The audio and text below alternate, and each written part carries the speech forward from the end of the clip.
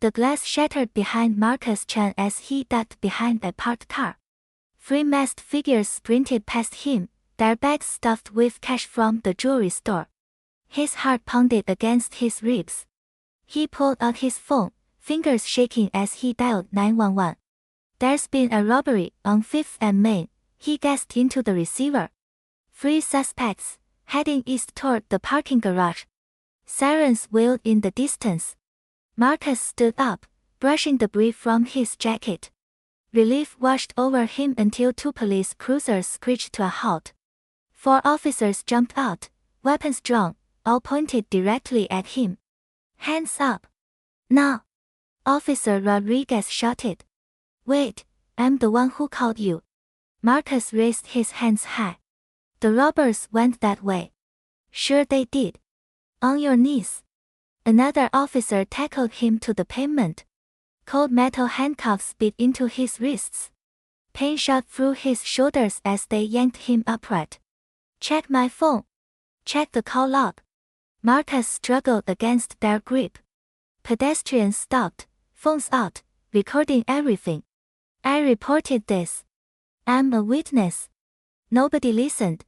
Detective Sarah Walsh arrived at the precinct 20 minutes later.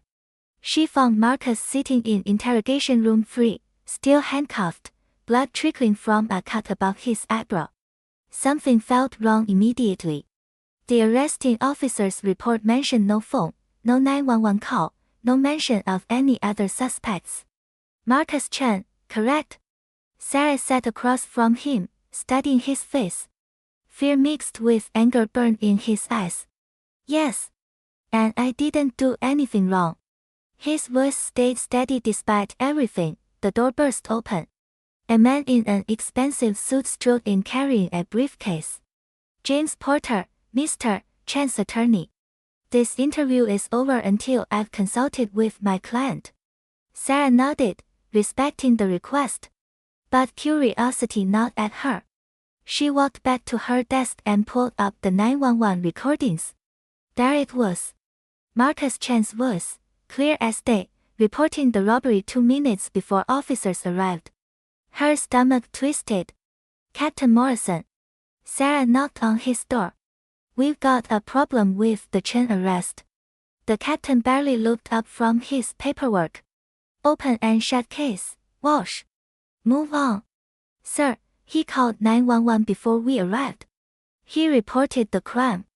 Why isn't that in the arrest report?" Morrison's jaw tightened. "I said move on, detective." Sarah returned to her desk, but she couldn't let it go. She requested the security footage from surrounding businesses. Most came back clean, but one camera from the coffee shop across the street told a completely different story. The footage showed Marcus walking down the sidewalk when the robbery occurred. He actually helped an elderly woman move away from danger, shielding her with his own body. Then he made the phone call. The three actual robbers, all wearing dark hoodies, ran in the opposite direction. The timestamp matched everything Marcus claimed. Sarah's hands trembled as she saved the file to her personal drive.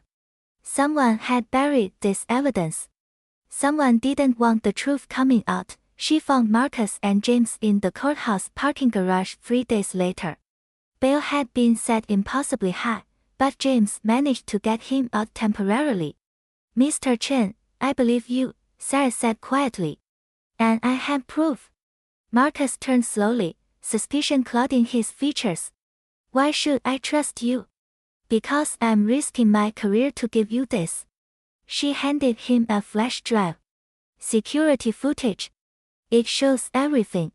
But there's more going on here. Those robbers, they knew exactly which cases to target. This was planned. Someone on the inside might be involved." James examined the drive carefully. "Detective, are you suggesting we investigate further?" "I'm suggesting we find who really did this before they disappear forever." Sarah glanced around the garage. "Meet me at the old Fletcher warehouse tonight. 10 o'clock. I tracked one of the suspects there." Marcus and Sarah crouched behind rusted machinery as voices echoed through the warehouse. Three figures counted money under a single hanging light. Sarah recognized one immediately. Officer Rodriguez. Her blood ran cold. The Chen setup worked perfectly, Rodriguez laughed. Nobody questions a black man at a crime scene. We grab the jewelry, he takes the fall, we sell everything by next week. Rage flooded through Marcus. He started to move, but Sarah grabbed his arm. Wait. We need more. One of the robbers pulled out his phone. The captain said to lay low. He'll make sure the evidence stays buried. That was enough. Sarah pressed record on her phone, capturing every word. But Marcus accidentally kicked a metal pipe. The clang echoed like thunder. Someone's here. Rodriguez pulled his weapon. Run!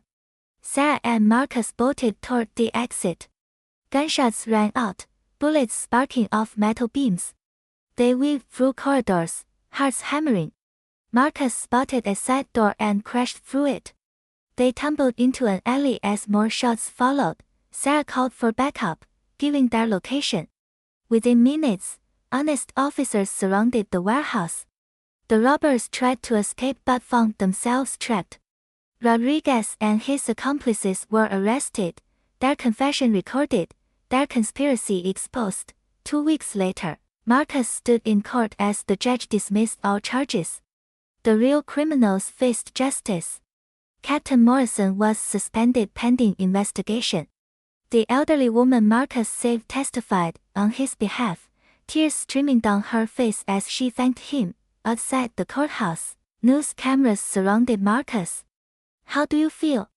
Reporters shouted. Marcus looked at Sarah, who stood quietly to the side.